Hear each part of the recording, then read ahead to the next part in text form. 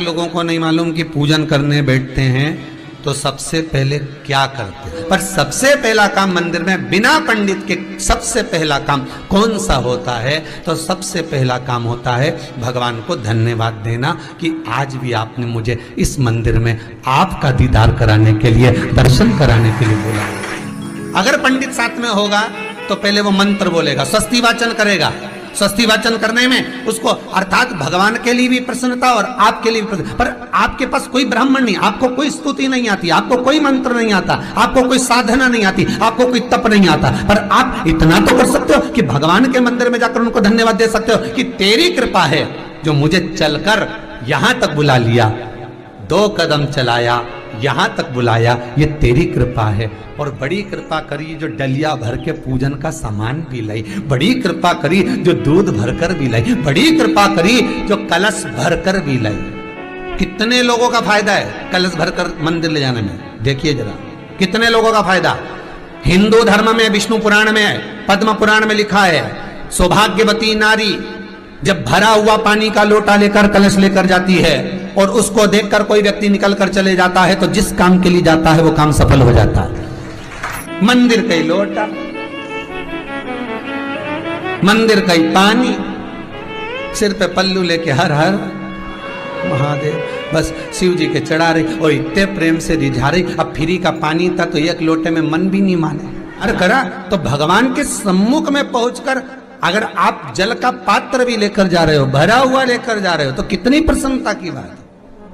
हिंदू धर्म की रीति है, जिस पात्र को हम जल चढ़ाने लेकर जाते हैं उस पात्र में भगवान के चरणों का जल लाते हैं, खाली पात्र नहीं लाते। क्या लाते हैं?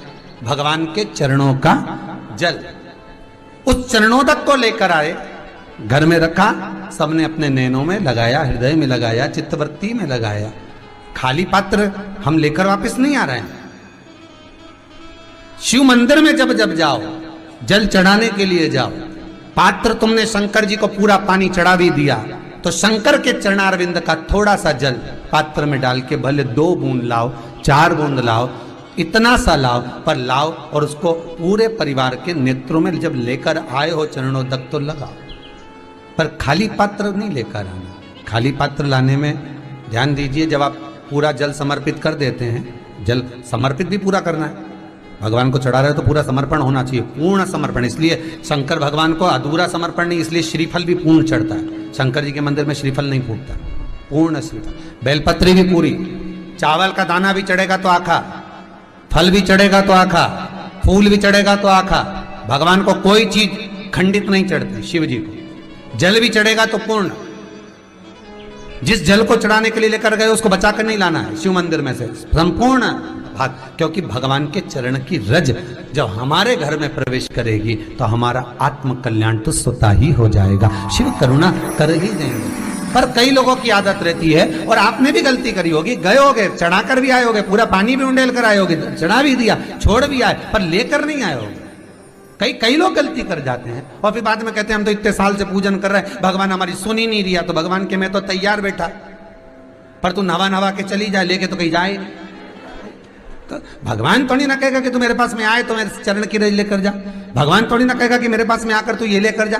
भगवान तो कहेगा मेरे पास में आया है, मांगना कुछ मत, बस मुझे जो स्नान कराया है मेरा चरणोदक लेकर जा, छीट दे पूरे घर में, संपदा भरना मेरा काम है। जहां मेरी चरण की रज पहुंच गई वहां संपदा स्वतः पहुंचती है, मैं वहां पहुंच जाता हूं। तो चरणों तक ले जा, पर लोग ले जाते हैं, पूजन करते, कलश भी उंडेलते, जल भी चढ़ाते, पर आते समय खाली लेकर आ जाते। भगवान को इतना बुरा लगता, मेरे दरवाजे से खाली जाए, मुझे कितना बुरा लगेगा। जो आए वो भर कर जाए, भले 2 बूंद लेकर आओ, पर उसमें चरणों तक थोड़ा सा लेकर अवश्य आए। उसी तरह जल चढ़ाने के बाद हम जब लेकर आते हैं पात्र के अंदर, ये उसमें उसकी बरकत है। गर्ग संहिता में दूसरी चीज कही, उसको भी समझ लीजिए। गर्ग संहिता में कहा गया, जब आप घर से जल लेकर जाते हो भरकर, तो ये सृष्टि की जितनी नदियां हैं, पृथ्वी पर जितनी नदियां विद्यमान हैं, जितने तालाब, जितने सरोवर, जितने कुंड, जितने विराजमान हैं, उन सारे तीर्थों का जल जब आप घर से लेकर निकलते हो तो वो तीर्थ का संपूर्ण जल आपके कलश में आ जाता है। और जब आप उस जल को शिव पर समर्पित कर देती हो और 2 बूंद चरणादक लेकर जब जाती हो तो शिव महापुराण गर्ग संहिता पद्म पुराण कहती है वो जल साधारण नहीं रहता, वो गंगा जल बनकर तुम्हारे घर को पवित्र करने के लिए पहुंच जाता है। वो पवित्र गंगा जल बन जाता है, उसको लेकर प्रवेश कर जाता। हम बार बार कहेंगे भगवान के मंदिर जब भी जाओ ना, चेहरे पर प्रसन्नता होना चाहिए। किसी से मिलने जाओ ना, चेहरे पर अगर प्रसन्नता नहीं और ऐसे ही पहुंच गए ना तो वो श्रेष्ठता नहीं मानी गई। तुम तुम्हारी बहन के घर जाओ, सती मैया जलकर भस्म क्यों हुई? माता सती के भस्म होने का कारण क्या था? सती को पिता पर जितना क्रोध आया उससे ज्यादा क्रोध सती माता को अपनी बहनों पर आया कि मेरी इतनी बहन, ये 60 की 60 बहन मेरे सामने खड़ी रही और मैं आई तो प्रेम से मुस्कुराई तक नहीं।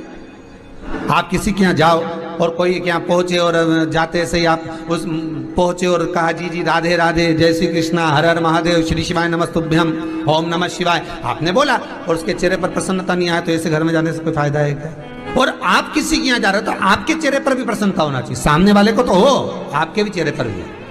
मंदिर में जब जब जाएं, गुरु के दरवाजे पर जब जब जाएं, परमात्मा के चरणारविंद में जब जब जाएं, माता पिता के चरणों में जब जाएं, घर के बुजुर्गों के पास जब जाएं तो तुम्हारे चेहरे पर प्रसन्नता होना चाहिए। भगवान को भी लगे दुख भले है इसको पर चेहरे पर प्रसन्नता है, इसको अब दुख नहीं देना क्योंकि इतना मुस्कुराकर ये मेरे मंदिर में आती है।